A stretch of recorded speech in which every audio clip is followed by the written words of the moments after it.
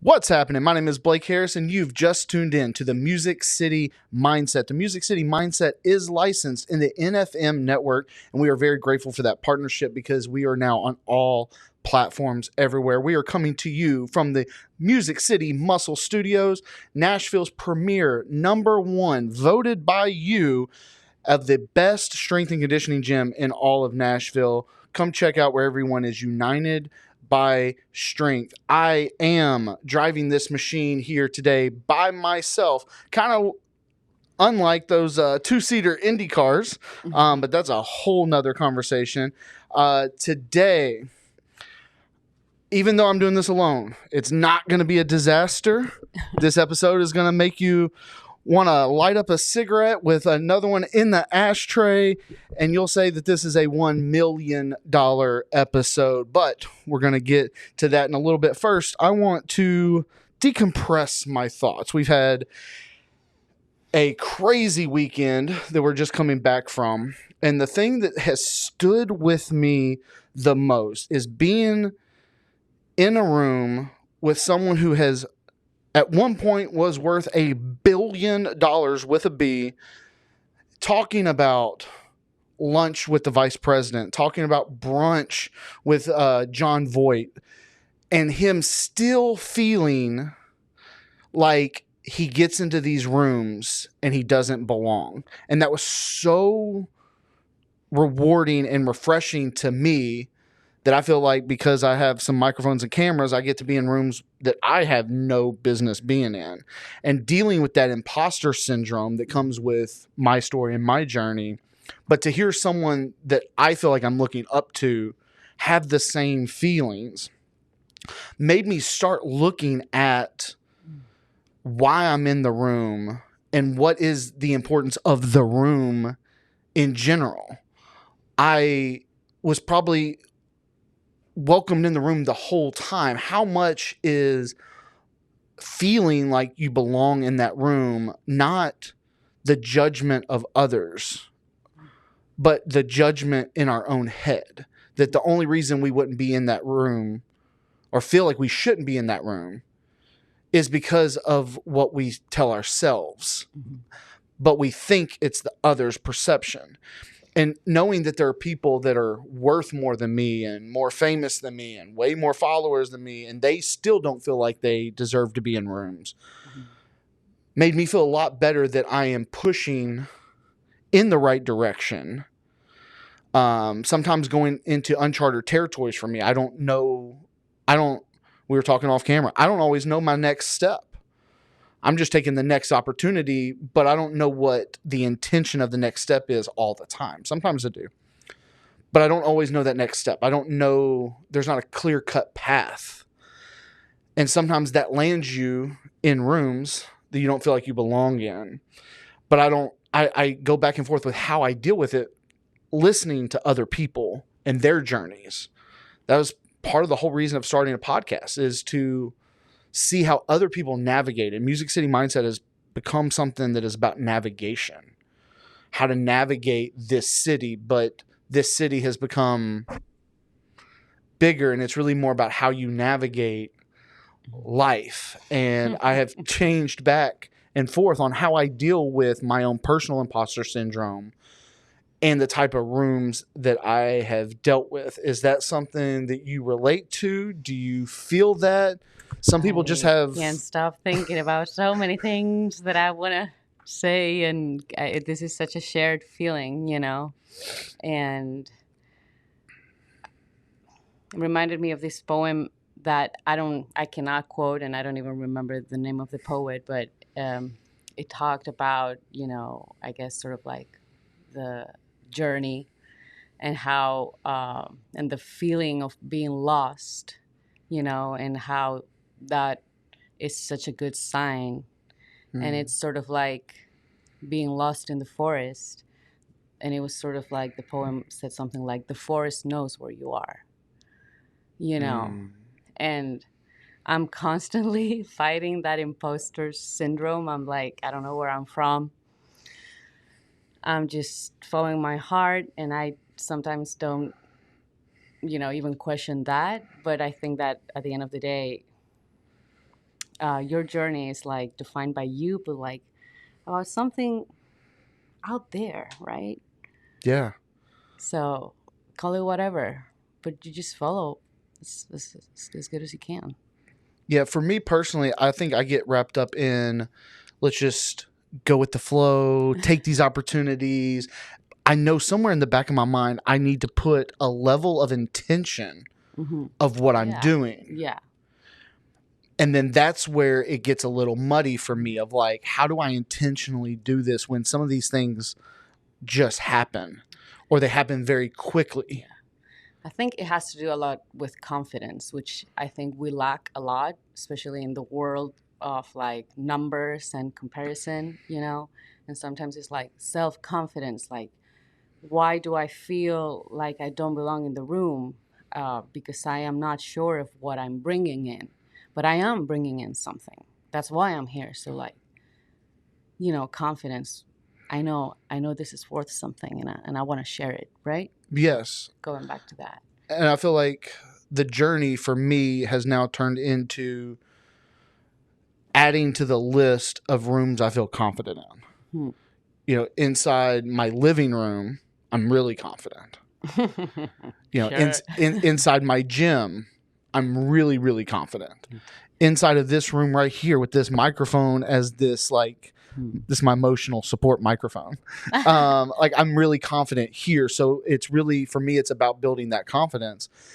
For me, I've always been described as a confident person, but it comes with where I'm at.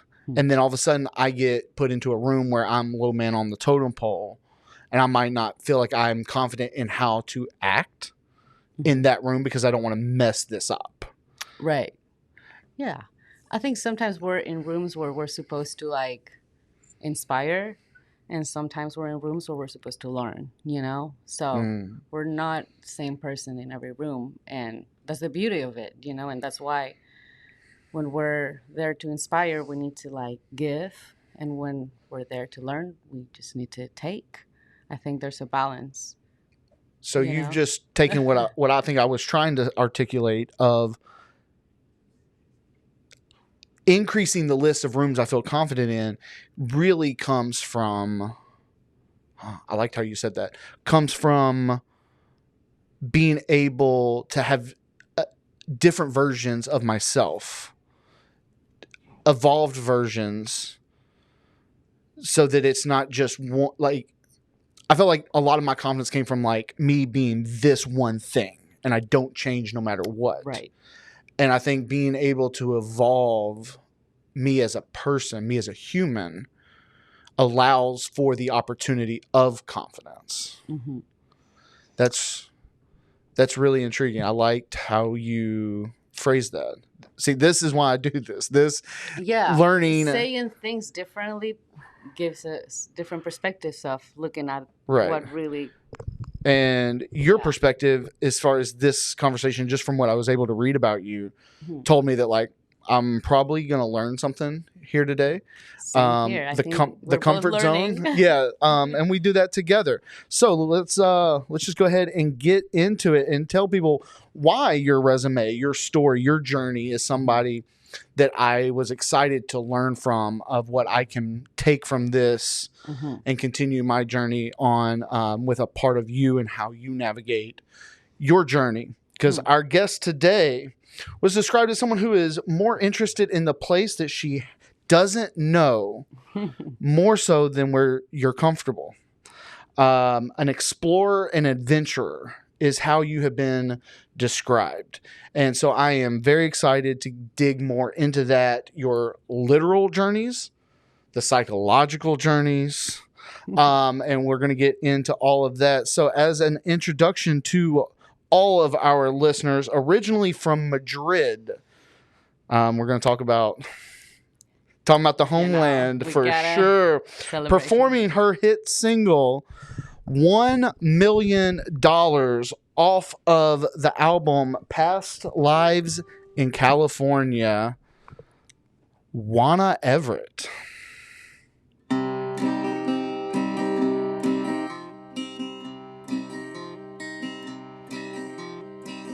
got a plan I'm gonna leave you behind. I'm gonna steal $1 million from the bank.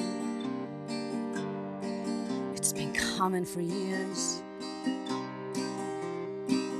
No, I'm not gonna tell you exactly when, but it's a matter of days, a matter of nights. I don't wanna hear you talk me to no reason. Nothing's gonna change my mind. And if they ever find me, then I go to prison. I must have something to love. I got a gun, bullets in a bottle of rum, a box of matches and a homemade bomb. I'm a dangerous mom. Every time things get rowdy in the corner bar, I like to fantasize. Who would I carbonize? I don't want to hear you talk me to no reason. Nothing's gonna change my mind. And if they ever find me, and then I go to prison, I must have something to learn. Never underestimate the power of a woman. Very my woman. You don't think I'm capable of running away with $1 million?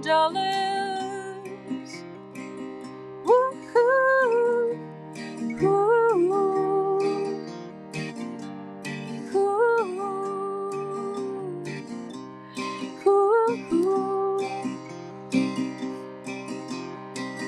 woo-hoo,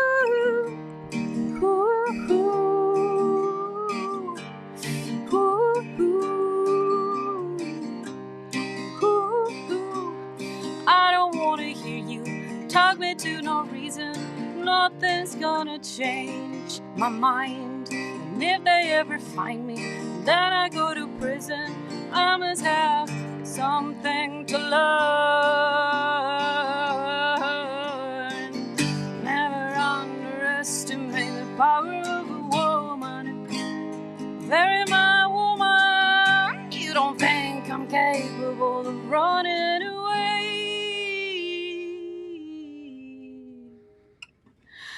with $1 million? $1 million. $1 million. $1 million.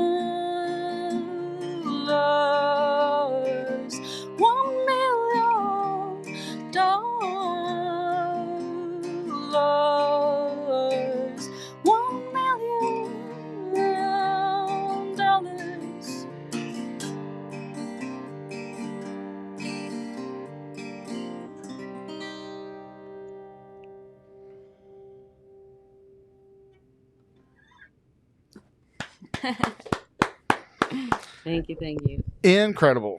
I have been definitely bumping that one from the album, manifesting $1 million over here. Yes, working on it. Yeah. Definitely that reminder, never to underestimate a woman. I feel like that is a very, very good advice. Yeah, that'll get you in trouble for sure. Yes. Incredible song. Thank Incredible story writing. Thank you. That has been my favorite part of listening to the album, is just like the escape that I get by visualizing the stories that you're telling. It's incredible. Coming from Madrid, you're now here in the Music City. Yeah. Where the culture of everything is music. What was the culture like where you grew up, and when and where was music like so important for you? I think that I grew up in a bubble in Spain. Okay. Because my mom is an absolute Anglophile. She's an English teacher, an English literature lover, an American literature lover. And that's what I grew up with, like the kids at school listen to other music. And then, of course, a lot of American and English music sips into the radio. And if you like that, you know, you get that too. But all my records at home were from out here, out in the West Coast, England, a few French ones. Um, so I always grew up listening to that and loving music and obsessed with music. And like I learned English by just like putting on my headphones and writing down all the lyrics. I was obsessed with lyrics, and on every trip in the car, I would like put on my headphones and like just like vocalize to every lyric of every record. I think that's been my obsession since I have a memory. The Well, it's funny you bring that up because listening to you sing, gritty, bluesy, almost a little twang. That comes with the years and marrying a Mississippian. I was going to say, how did you develop that? Yeah, I think my life ended up bringing me here, really, because in my 20s, of course, I had my love for music and my music projects and bands, but I was never really a home encouraged to take music as a primary, route for life. Mm-hmm. And so it was kind of like my hobby. I had my bands, I had some shows. But I guess I reached a point in my late 20s when I got just deeply depressed. They call that the return of Saturn, Mm-hmm.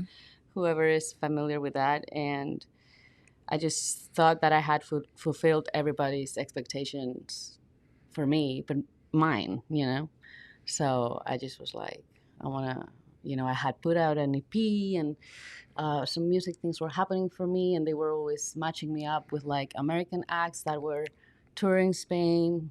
And I was like, I just need to go out to the big ocean, and explore and grow. And because I'm also that kind of person that's always trying to like search and grow, and I feel like I need to move. And so I just, I quit my job, I sold my car, left my apartment, and I moved to Los Angeles, where I lived for 9 years. And what kind of job did you have? All the jobs. Okay. I was a student for a year for music production. Then, because I had jobs in Spain that allowed me to save and do that. So I wanted to, I made an EP in Spain, and I felt like I was not familiar enough with all the ways of the studio. So I went to LA to learn about that because I wanted to produce my own first album. That was like my goal. It took me 5 years to get to that because I, started assisting at studios. Then, because that wasn't paying quite enough, I started selling music gear. I taught Spanish. I was a waitress. I was, like a I guess an admin person at an office. But music was still. But I was always taking part-time jobs that would allow me to The freedom to still play shows, go to shows, learn from other artists. And that was every night in LA. I would go out, see somebody, or play at some spot, or do some songwriter night. Or that was like, this is what I'm doing. And this is what I really want to like feed myself with and learn from all the artists and all the talent in this place, If you're really honest with yourself, and I guess with me at this point, what point did you really know in the back of your mind, I have to leave Spain to continue to do this? And how long did you like not listen to that before making that jump? Because that has to be a scary jump. Years. I went to California for the first time, and I think it was 2011. And because I met a friend in the Netherlands from California, and I was like, I'm going to cross in your couch. That's going to be my, my home base. And I'm going to rent a car, and I'm going to go places. and I'm a nature lover, and I went to Yosemite, and I had like a very profound experience there. I've had some like premonitions, a couple or three in my life, and I had one there where I was like, I'm gonna live here. I know I'm gonna live in this part of the world, you know. But I had a job and I had a partner at the time, and I had some drama going on. And it was 6 years later that I took the leap, 5 years later. Like I went back to Spain and continued with my life, continued working, living, having my band or not. And then, 6 years later, I was like, this is the time when I leave and follow that. So your ability to tell stories,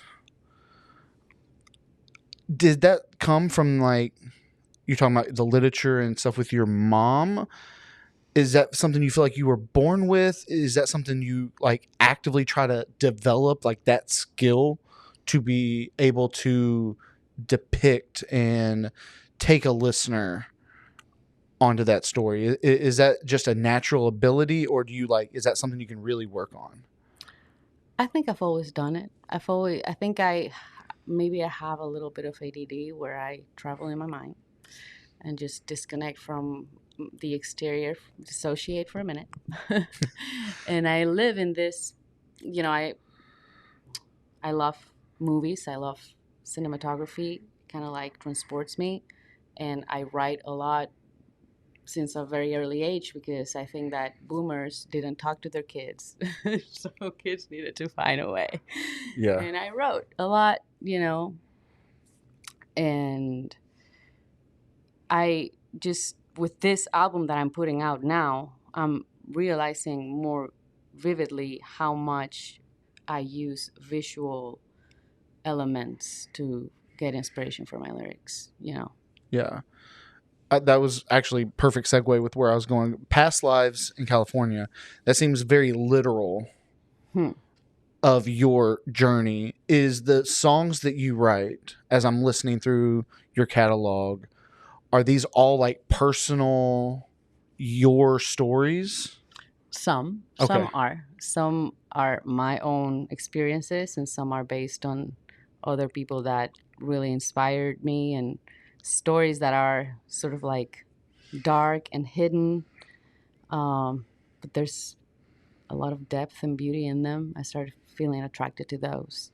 I think I started using more of that as an inspiration for songwriting when I was pregnant because, and being pregnant also inspired me per se because motherhood is a huge thing, but it's also, it takes so much of you, and becoming a mother is such a dedicated thing, and it takes every minute that whenever I had a minute to write, I just wanted to go elsewhere, And I was thinking about these other stories that really inspired me, and these other identities that I somehow felt mine and that were not being manifested because I'm breastfeeding here and underslept. Yeah.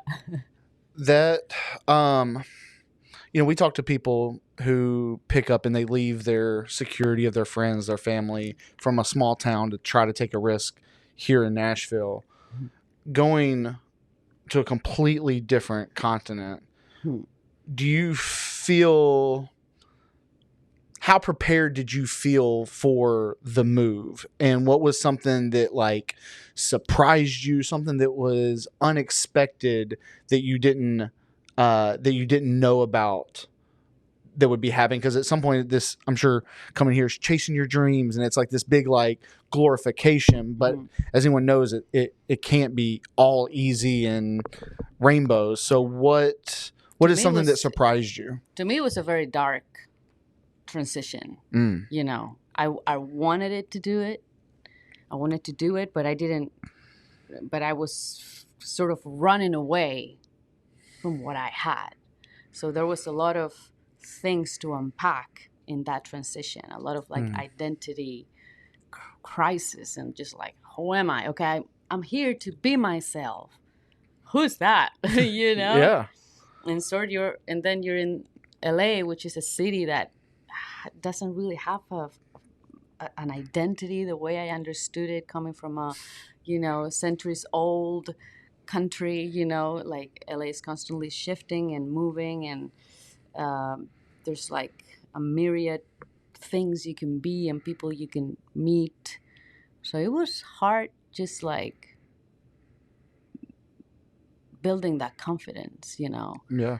And I spent a lot of time just trying to belong and trying to be liked and trying to fit in these different communities and neighborhoods. That can be really exhausting. It was horrible. And then you talk to a lot of people, and then you go home and you feel lonely, and you also have to work to pay crazy rent.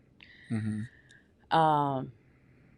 But it was necessary to become, With how you navigated and just like using your words, like running away from things like that. Now that your mother, Mm-hmm. how, if your child is going through your story, would you guide them how you navigated it, or would you have different advice Than I had? Yes. I didn't have much advice at all, I think, my mom was like, you do you, because that's what you have to do. So that was a good thing. When I told her I'm leaving, because of course there was a lot of conditioning since early age. But then, I think it's generational too. And I think that my generation of mothers is way more aware of their feelings and of how feelings get processed in the body. And, we're going to do much better. The next generation, I think, is going to navigate who they are sooner, hopefully.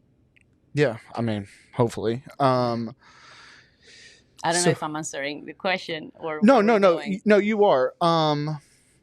So like for people that are, I guess, a younger artist starting where you started when you left,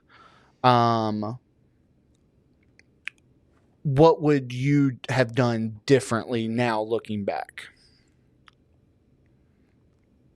Or would you change anything? I would have had more confidence. I would have tried to have more confidence. But again, I think we always ask these questions like, what would you have told your younger person? But your younger person is younger. Right. She needs to be younger. She needs to fuck up. She needs to hate herself. She needs to cry a fuck ton. And and one day she'll start loving herself a little bit better. So I think that it's just be loving to yourself. Love yourself. That's the only thing I'd say.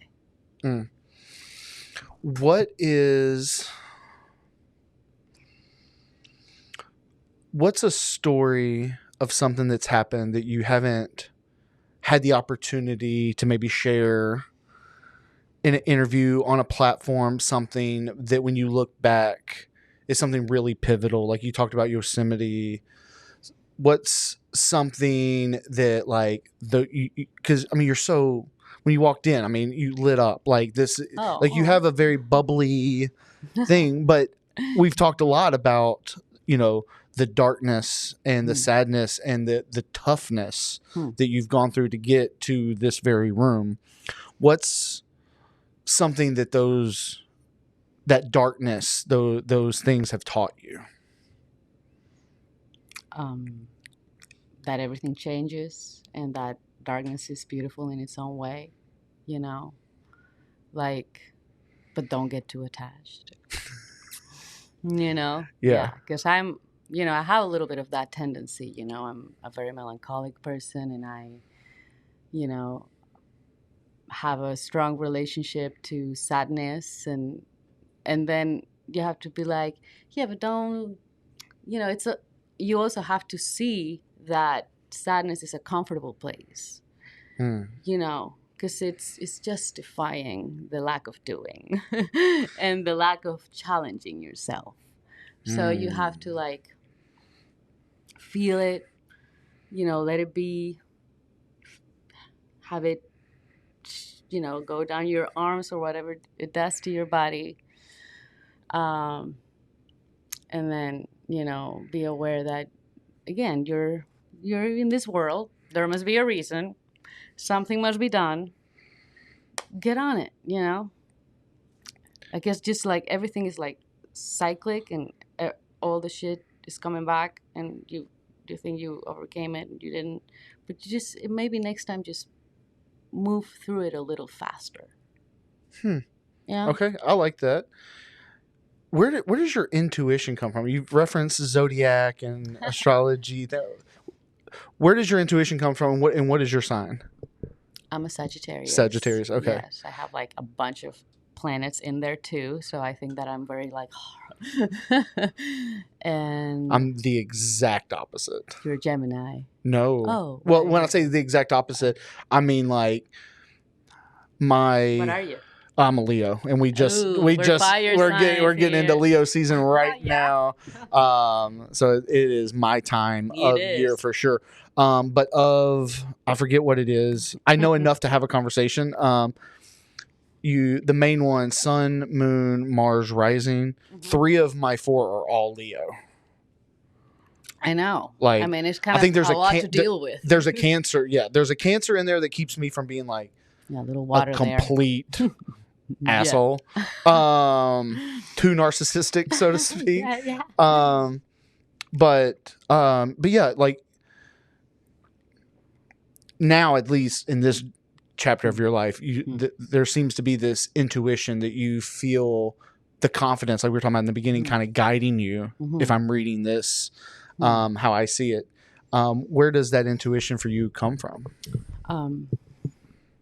I think that my intuition became stronger when I decided to not have a fixed plan.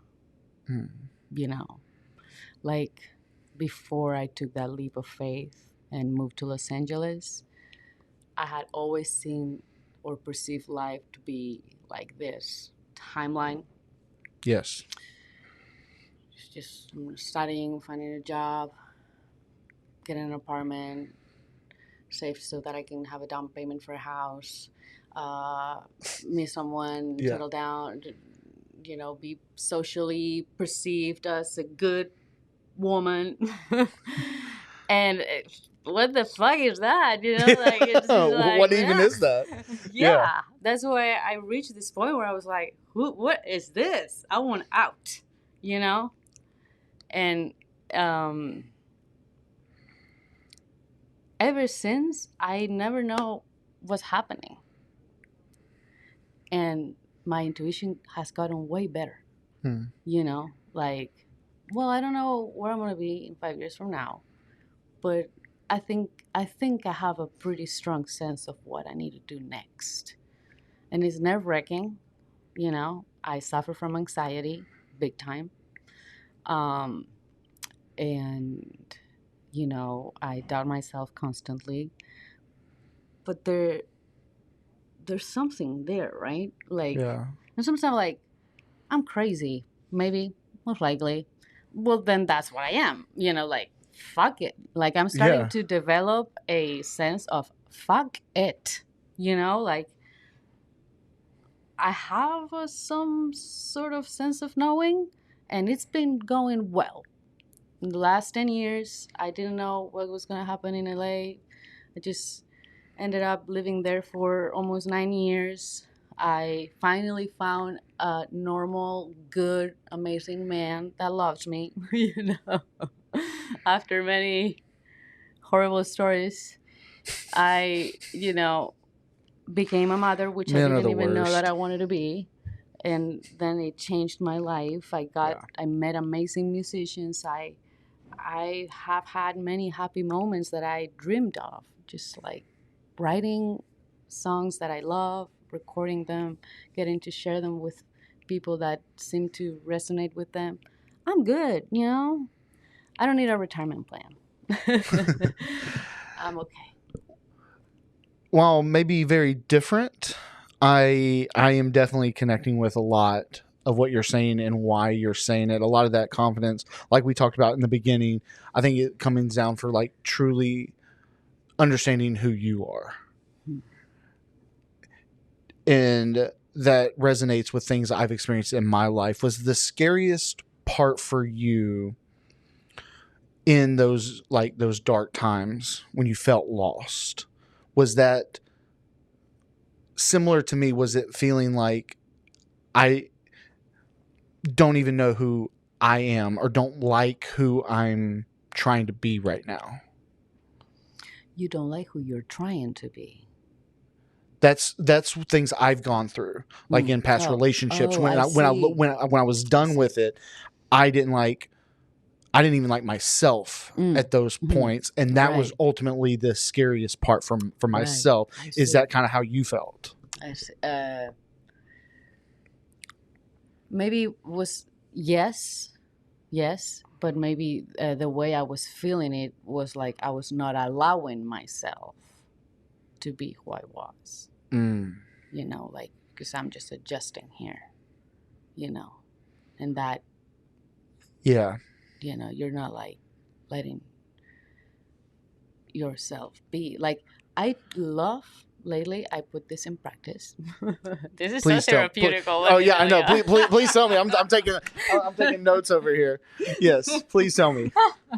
I like to and this is a therapist told me this. Okay. Just talk to yourself like you talk to the people you like, the person you really love the most and want the best for, you know. And I would think of my sister, and then I would try to address myself and be like, no, I am embodying Juana here, you know what I mean? I want to make her happy. I want her to just, you know, give the things that she thinks she can give and take care of her. Like you are a little alien driving the machine in your brain. Yeah. You know, and are you crushing yourself down the hill here just to make everyone else happy? Yeah. Or are we exactly? And then you're like, okay. Yeah. You know, it's just like, no, you know, your existence is undeniable. We put so much focus on how other people see us. Yeah. And I love that you said who you allowed yourself to be. There's a lot of times we like to put the blame on the ex and the trauma and the things like that. But at the end of the day, that's what I had to come to terms with, is that I wasn't allowing myself to be myself. And that yeah. And I feel sorry to interrupt no. I feel like in relationships, it's really hard to see it when maybe you are being the person that's being put down, or yes. It was my case in many instances. You know, someone was making me little. Yes. You know, so it's hard. But I allowed them. But you were to be you were little. letting that happen, and yes. then and it's hard to have these conversations because it's like you don't want to make the abused responsible for the abuse, because there's bad people out there and they need to be, put in their place. But also recognizing, how you are letting certain things happen, and the importance of boundaries, Yes. Yeah. Wow. Right? Yeah. Yeah, this episode is obviously just for me here. And for me, I'm having a great time. Absolutely. So I think this is a good time. We're going to take a quick little break here to hear a word from our incredible sponsors, and we'll be right back here at the Music City Mindset.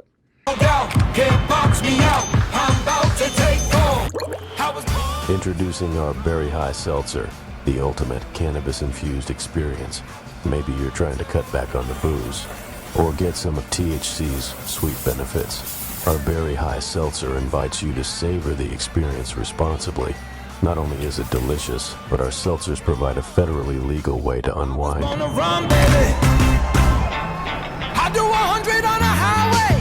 We are back here at the Music City Mindset. We are here with Juana Everett. Great conversation so far. We probably should have recorded the break as well. Gail chiming in. I love her. With that, kind of doing things out of order for this episode. You took me on a journey. Yes.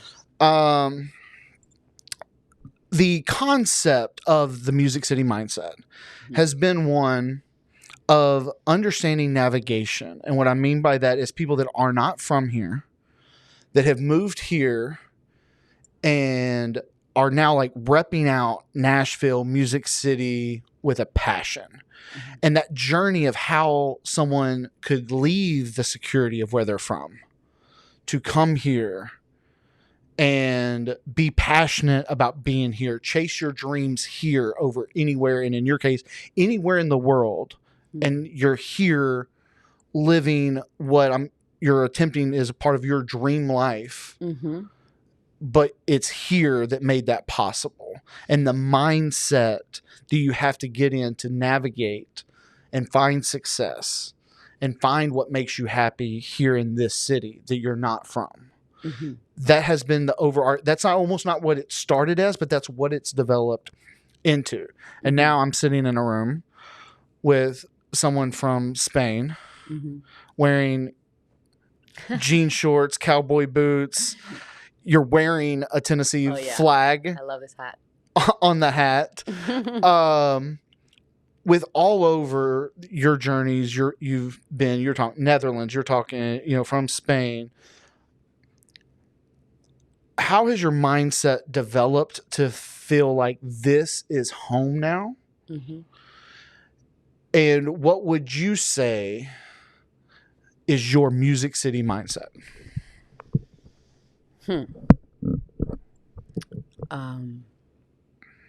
Everything led me here, and I didn't know I would come here. I always dreamed of California for a very long time. I thought I would be in California forever. I was obsessed. And, that was necessary. The obsession and the thinking that was the, top of the hill. So you reach that and then next thing comes. So that's my mindset now. Like, this is the chapter that I'm leaving. This is where I'm at. And I don't look at it as like, I will forever want this.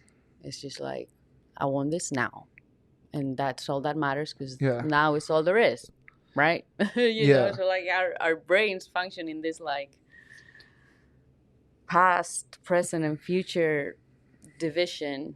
And in truth, you're just like following whatever is happening in the real moment. It's such a unique perspective because the majority, not everybody, but the majority of the people that sit here and talk to us about their journey, that obsession you're talking about was about Nashville. Right. And so it's really refreshing to hear someone say that like that obsession wasn't about Nashville, that you didn't set your life goal to do music in Music City. I dropped my dream to find my dream. I wanted. That's a bar right there. The West Coast so bad, and I still love it. I'm in love. But now it's a different relationship because it's not like, just like this like sense of like craving something you're just never quite arriving. I reached a point where I'm like, well, okay, the myth has crumbled. I can now be an authentic songwriter because I'm not trying to like make it in this freaking place. I can do the songs that I want to do from the deepest authenticity that I am able to, and that's all that matters.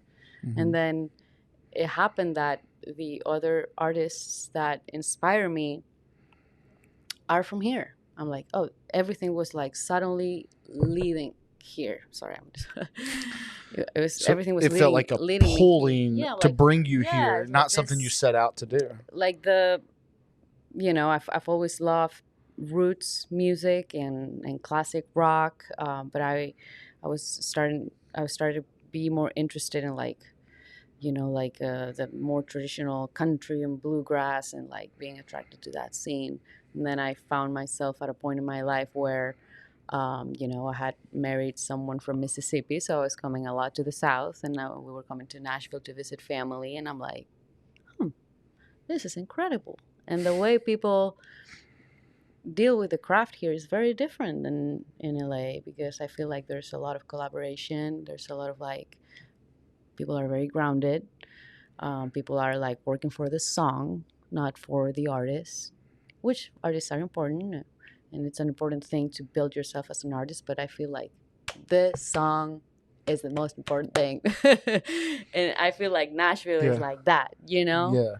And I was suddenly in love with this and obsessed with it, and a new obsession. That's so fun, to allow ourselves to change.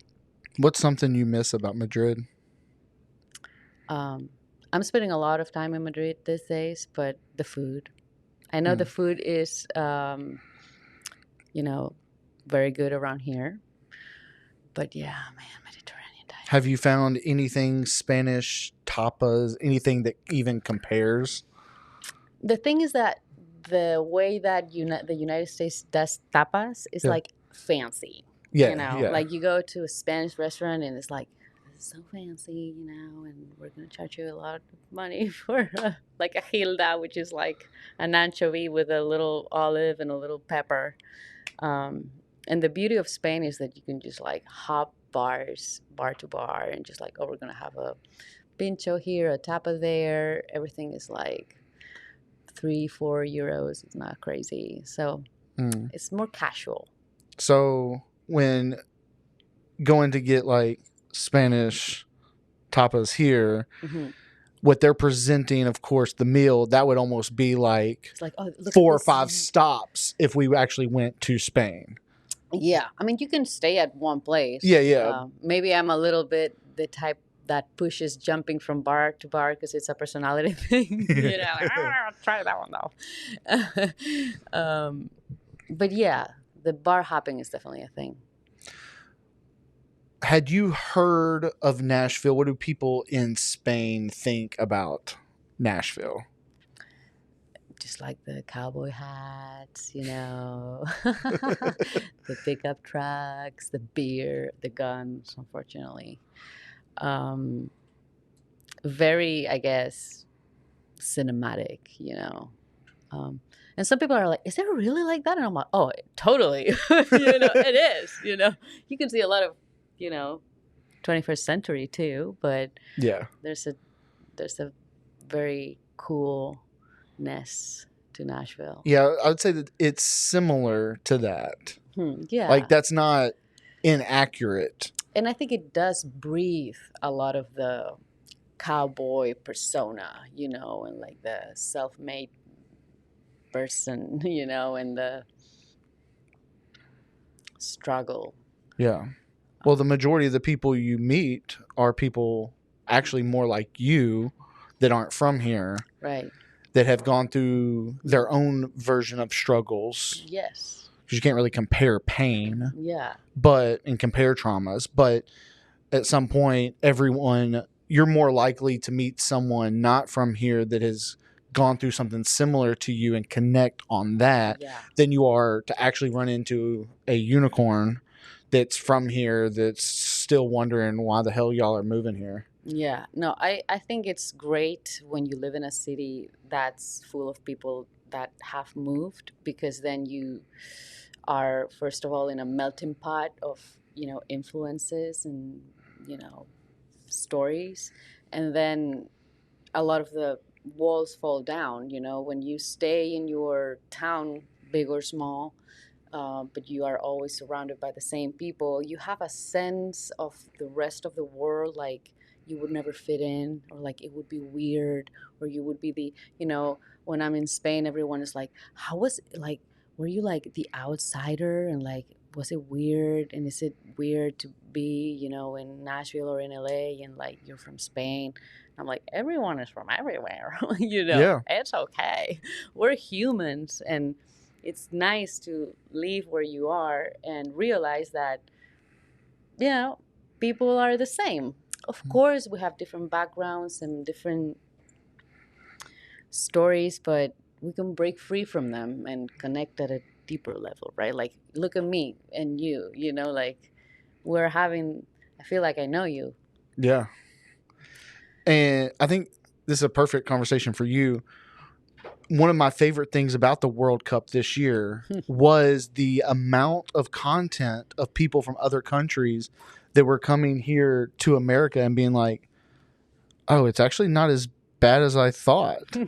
And watching people getting like excited about our like little diners or our gas stations and the Buc-ee's and the Waffle House and, you know, things like that, that I think we take for granted. At some point. Did you watch the World Cup? Obviously. A couple games, not much. But yeah, I agree. I think that, you know, traveling, if you can, I know it's not easy and accessible for everybody, but like it opens your mind like crazy, you know? And I feel like the media and politics just create these identities about countries. Like, it's 300 million people here, you know? Yeah, we're not all like gonna be the same. this person's face, you know? You know, you gotta break the screen and just like... Did you expect that, or did you kind of come here with some walls up? I had a fantasy for sure, you know, especially about California and Laurel Canyon and the 60s generation. And that was like my, you know, my lore, the things that were like in my mind. And so then it was a lot of like slaps on my face, but in a good way too, you know? Yeah. Talking about past lives in California, literally, and the actual album. Are you one, because I did skim through it to try to just take in as much of your art as I could for this. Thank you. Going back, if you start it from beginning to end, did you put this together to tell a story in that kind of order? No. Okay. No. You know, when I write songs, I'm like on the song, you know. And it was like when I had a bunch of these, I started seeing like a connection between them. Like there was a lot of like love for California and my life in it and nature, and then a lot of like stories that were sharing something amongst them, you know, like a search, like a longing. Longing to belong. Yes. And you know, it was more like taking a little bit of like perspective and be like, oh, there's a connection here. And like even the stories that are not mine, I feel mine. So maybe there were a past life, you know. I feel very honored to have met you at this point when California was that past life, so to speak, as now you've kind of anchored yourself down a little bit here as based out of Nashville. Since being here, you have recorded in some of the South's most iconic studios. Going into those on your journey, like you were at Fame. I mean, that's Aretha, that's Etta, that's... Did you feel their spirits, the history that is there, and how does that really affect how you present your art when you feel that? To me, going to Fame was a sort of sign from the universe that I was on the right path, because I didn't even plan to go to Fame. I didn't book Fame, you know. I'm sensing a common theme here. It was, and it, like, life is so weird. And such weird things. So how did you end up, like, just like Nashville? You didn't set out to come to Nashville. Now you're here. You didn't set out to go to Fame. That's what I'm telling you, like, intuition, right? I'm like, it's like life has, you know, like, life is what happens while you're busy making other plans. That's what John Lennon said. And it's so true. Like, I was moving from LA to Nashville, and I was listening to some albums we were playing in the car, and I was listening a lot to Coyote by Dylan LeBlanc. Great album. Um, just just imagining what life would be in Nashville, and spinning this album up and down.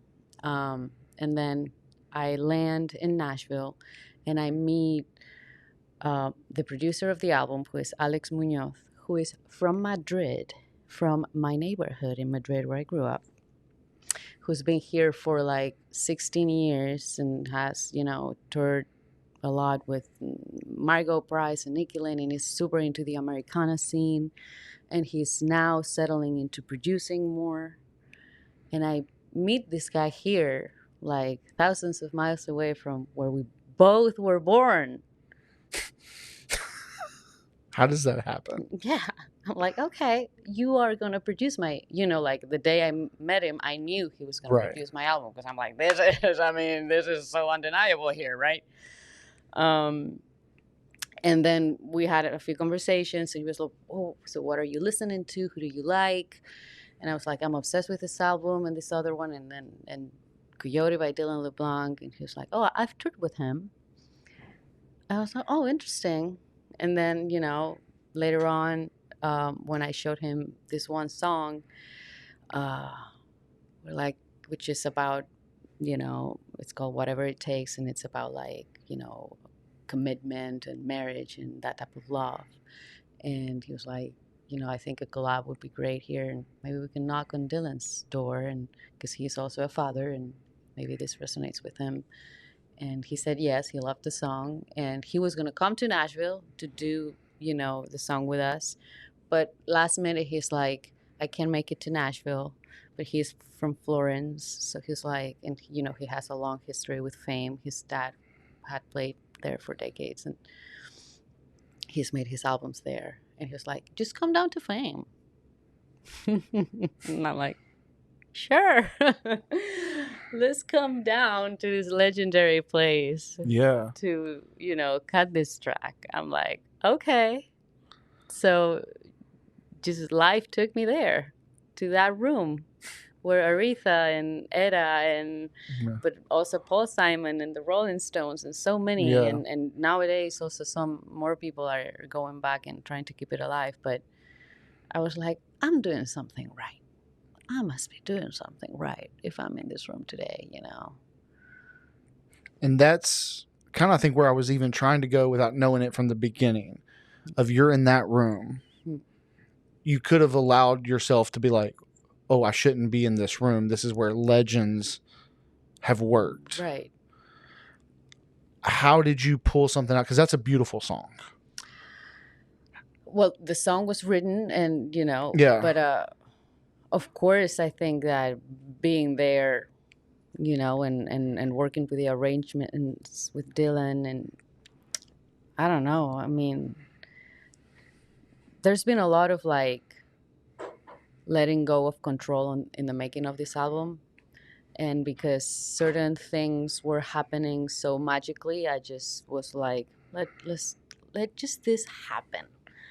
I'm just being part of something bigger here. This is a privilege. I'm so glad to just like experience this. And you felt that. Yeah. I felt at like Fame. I felt like it was not like we are recording my song. I felt like life led me here. This song came to me. I'm with this artist that I admire so much. This place is taking over. Easy. What you're describing sounds like a little bit of like you're having to relinquish that grasp of like control that you have on your own life. Yeah. I'm somebody who almost to a fault gets so dependent on routine of how I prepare for the next day, how I prepare for everything that I'm doing, even down to the little things, whether it be on my calendar, what I set out the night before, to the point where sometimes I've found that like when my routine gets thrown off, I feel immediately lost. What do you think was the biggest thing in allowing yourself, go back to allowing yourself to relinquish that and still feel like you're putting your best foot forward? I'm terrible at being the way you are. Like, I want to be more like you. Yes. I need to schedule better, and I think I'm getting better. But Grass is not always greener. yeah. And I think that, I mean, at least I have to have room for play. So if I became really good at scheduling and organizing, I would have to put in my schedule room for play, room for like nothingness, room to be bored. Because sometimes, like you're trying to like solve all these things and think about them and work on them. And like the answer is not coming. And then you take a walk in nature and, you drink a beer with your friend and then come home, take a shower, and you're like, oh. Yeah. That's what's hard about routine, is because I feel like the answer to the problem I had slated on a previous hour, now it comes to me when I'm doing something else. Yes. But I have to like get it out. And you just have to, there's like this David Lynch thing. I love David Lynch and I love his interviews and how he talks about creativity and how it works, and how it's not really something you ever control. So for us controlling people, we have to learn that you have to let go of control. And he, used this metaphor where he was like, just like, it's like fishing. You just like put it in there and just wait and and go. And then, but it's there. You need to make room for it, because you never know when it's going to bite. Right. And we're like, bite now. Yes. Yes, exactly. In that vein of thought, I can't let you get out of here without asking, like I told you earlier, skimming through, I love Janitor. Is that one of the ones that's personal to you and your story? How did that come about? Honestly, that's one of those songs that kind of wrote itself a little bit, and I was, I think, becoming fascinated with like some, Bukowski stories, and Ry Cooder has a book that's called LA Stories, and like it's kind of, they're connected, as in like this, lives that are dark but contain a lot of beauty and depth. And I mean, it just came about like that, and the lyrics also sort of wrote themselves. Sometimes some just like, I don't know, I just found this song, I just found it. You said you're very visual with things. Yeah. When you're performing that song, who do you see?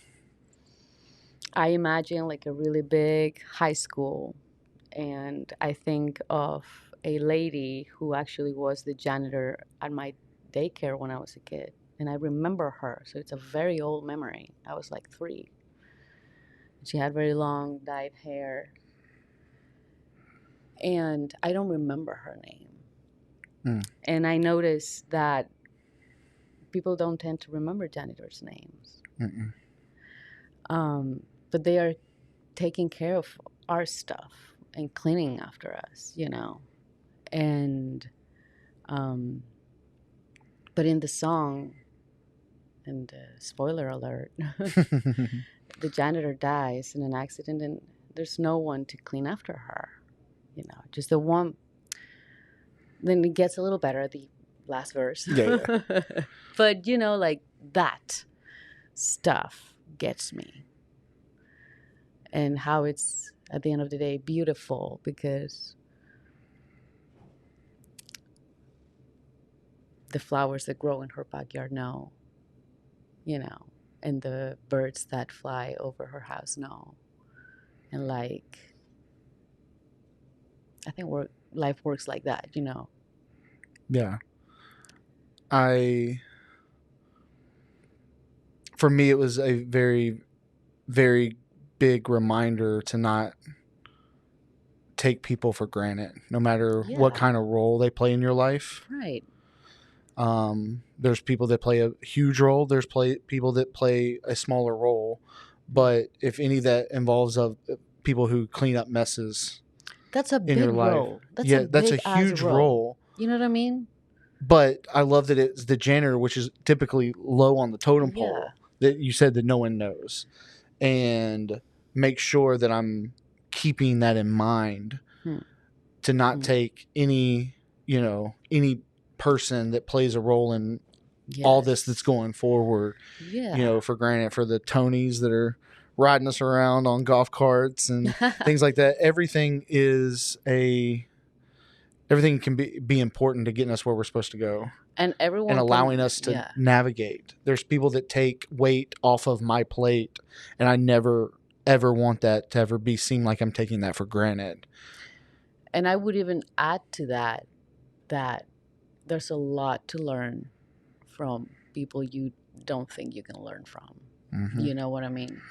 Like, I think of this bartender that I learned a lot from, because he worked his ass off and he had a really complicated life, and he was always a fucking sweetheart to everybody.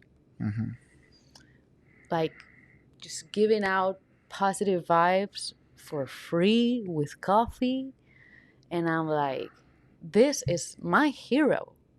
I went to California to look for certain heroes, and I found heroes in this type of people that are just like, my heart breaks thinking of them, because I'm like, I want to be more like you. You know what I mean?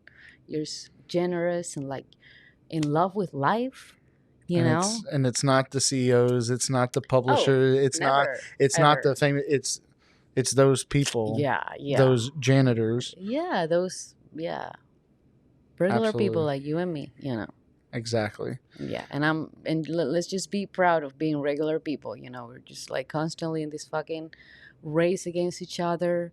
It's sometimes awful against women. I want women to be more supportive with each other and less competitive, because I feel like we were sort of trained to like compete, and which I hate, but that's... And so I'm just like really trying to like be proud of being normal and be good with it, satisfied. Yeah. Happy. I'm happy where I'm at. Mm-hmm. Speaking of where you're at, you got the album out, just wrapped up some tour dates and things like that. What do you have coming up next? What is your next step? We've talking a lot about confidence and intuition and knowing what that next step is. What is the next step for you? So I will be playing more shows in the fall. Good. And here? I'm planning on doing a record release here in the fall, Nashville. Make sure I know about that. Yes. And but I'm also like in a little bit of vertigo place where, I've worked so hard to put this album out and, make this happen. And my mind is already working on like gathering what the next step is. But I'm in a bit of an uncertainty place, which is, could be uncomfortable, but as we've talked about today, it could be exciting. That could be exciting because of what would come next for you, figuring out what comes at you, what opportunity lands.